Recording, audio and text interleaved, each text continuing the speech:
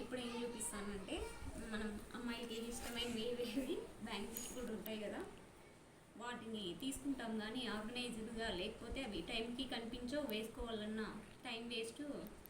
ఇంకా అదే ఎన్ని తీసుకున్నా పక్కన పెట్టేస్తాము. అయ్యో మళ్ళీ కొద్ది రోజులు చూస్తే అసలు ఉన్నవే కూడా గుర్తుండవు మంచిగా తీసుకునే వాళ్ళకు. నేను అలాగే అండి, ఇలా అవ్వదని చెప్పేసి ఇలా స్టాండ్ తీసుకున్నాను. ఇది మీషోలోనే చాలా తక్కువదే అండి.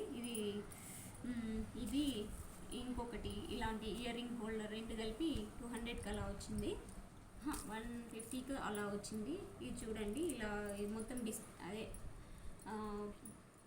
అన్నీ డివైడ్గా వచ్చాయి, మళ్ళీ అంతా సెట్ చేసుకోవాలి.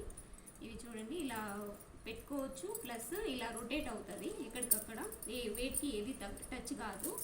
ఇది ఓల్డ్ మోడలే, అప్పట్లో చాలా ఇయర్స్ బ్యాక్ ఉండింది కదా అలాంటిదే, కానీ ఇది మంచిగా యూజ్ అవుతుంది. ఇవన్నీ నా బ్యాంగిల్స్ అండి, నేను డైలీ వేసుకుంటాను. అవి చేంజ్ చేసుకోవచ్చు, శారీస్ కట్టుకుంటాను కదా దేనికి అది. అలా ఇలా పెట్టేస్తున్నాను. ముందైతే మా అమ్మాయికి నా ఈ రెండు పెట్టుకునేదాన్ని అండి.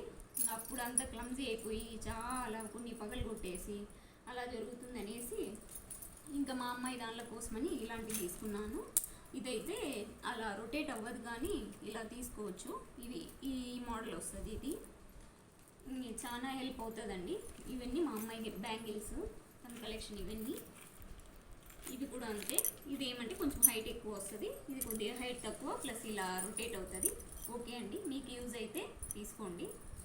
ఇంకా ఇది చెప్పాను కదా ఇయర్ రింగ్స్ అంతే, ఇలా పెట్టేసుకోవచ్చండి. ఇయర్ రింగ్స్ మంచిగా, ఇది కూడా ఆర్గనైజ్గా ఉంటుంది.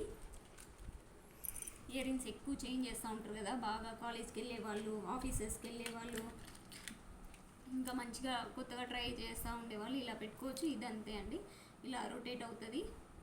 ఇక్కడ ఏమున్నది తీసుకోవచ్చు ఈజీగా.